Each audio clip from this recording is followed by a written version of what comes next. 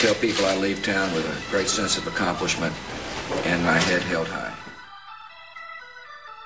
And will, to the best of my ability, preserve, protect, and defend the Constitution of the United States. Preserve, protect, and defend the Constitution of the United States.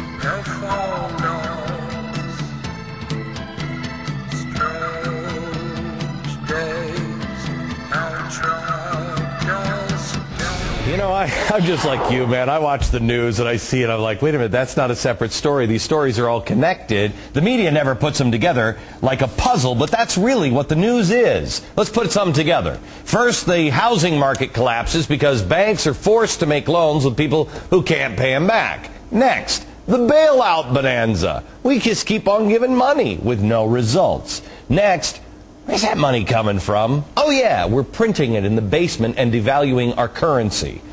And finally, we're starting to nationalize our banks. This is pretty good. Bank of America will literally become Bank of America, which is great because we can save money. We don't really have to spend money on new signs.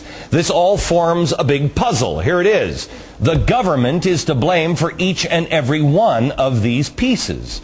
President Obama, is he Bush on steroids? And how long is this going to last before somebody says, okay, this isn't making any sense to me anymore?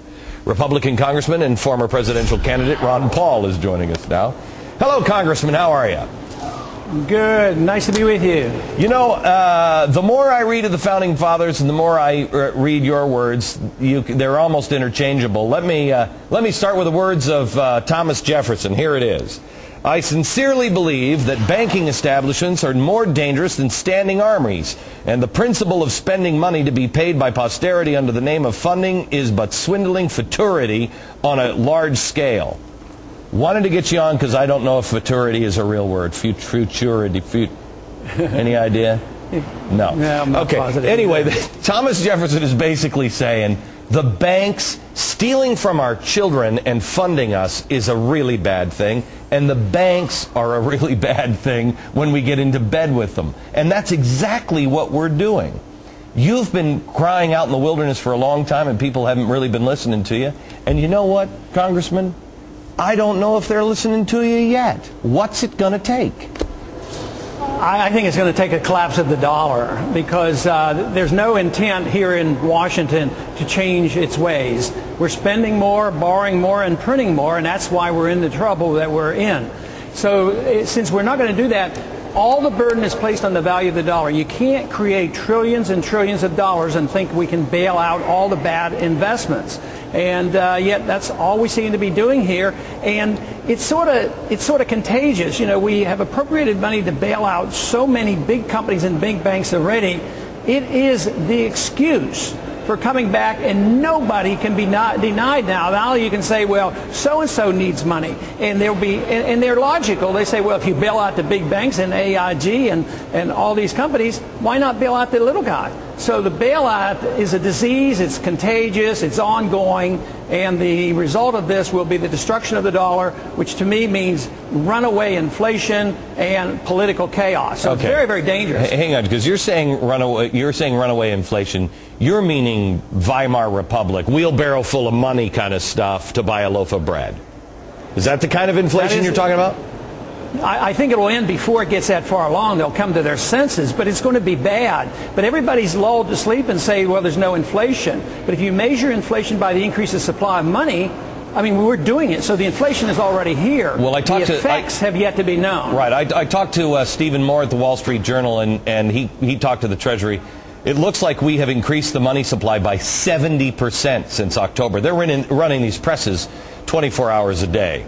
The effects of this, you're saying, will destroy the currency. So then what happens? What do we replace it with, or what? I mean, that sounds crazy, well, Congressman. Yeah, but you'll have to start over again with a new system, and the history shows you have to go back to a sound currency that the people will believe in and have trust in. Right now, the trust in the system, which was the Bretton Woods financial system, that trust is gone. That's why it has seized up and it doesn't work. Okay, the dollar is still accepted, and they're relying on the trust in the dollar, but I believe that'll come to an end. You know, Congressman, there's one group of stories that I don't see covered in the media at all, and we're looking into it, and that is all of these countries are allies. We have France, we have England, we have Germany. They just met 2 weeks ago over in France where they talked about a new sort of capitalism where government has a role at the table.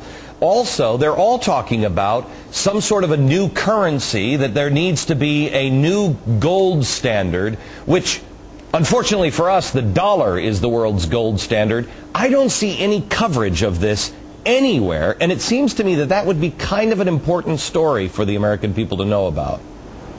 Can you give me any update on this? Are you following this story? Well, no, they deny that information to us. Matter of fact, the other day when Bernanke was supposed to be before the banking committee, I complained about it that he didn't show up, but he was in Basel, Switzerland, meeting with all the other central bankers, talking exactly about what you're talking about. But under the law, they're not required to tell us anything. And that is why I'm working so hard to try to get transparency of the Federal Reserve. Okay, but the responsibility falls on the Congress. Real quick, just two quick questions. Hillary Clinton as the Secretary of Treasury, any comment on that? Or Secretary of State? The state? Yeah. I think policy is going to remain the same. I think foreign policy is dictated by individuals who control both the Republican and the Democrat Party, so don't expect any significant change in foreign policy. And the Secretary of Treasury, Geithner, should he be the guy or not? Well, no, I don't think so. I mean, we just gave him $350 billion, and he doesn't know what he did with it exactly. Is he going to be? It was mismanagement. So we're going to give him another $350. I suspect that he will be approved. Okay, thank you very much, Congressman. We'll talk to you again now.